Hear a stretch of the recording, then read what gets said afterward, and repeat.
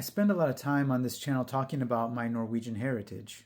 I get a few red hats coming into the comments basically wanting me to be white and to not talk about any nationality or culture that white people are actually from or our roots. Red hats will also want me to just love America blindly and not talk about any of its faults. Similarly, there will be some Norwegians that will come into the comments and agree with them, and they'll say that they don't want me in Norway and that I'm not Norwegian at all. And I've only said that I have Norwegian heritage. I did not say I was Norwegian. Looking at why Norwegians moved to the United States, a lot of the historical documents will point to the Homestead Act.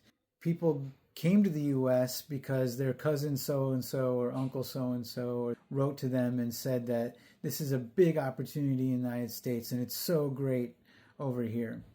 But when a lot of Norwegians arrived in the United States, they found out that that wasn't the case, that it wasn't that great, and that actually the person writing to them saying that there was opportunity here really just needed help defending their land and working on the land, and that life here was brutal.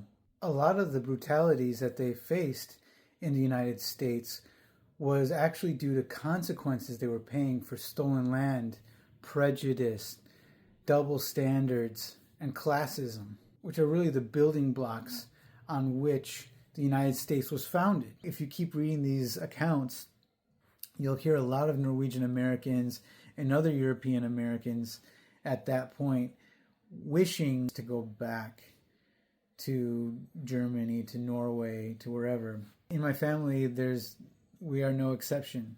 At some time around the turn of the century, an ancestor of mine who had homesteaded in northern Wisconsin, it says that Fred was his name.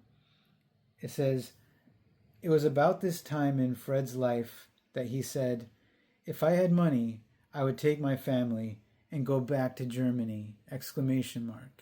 The U.S. has always been a con. That's how the U.S. was founded.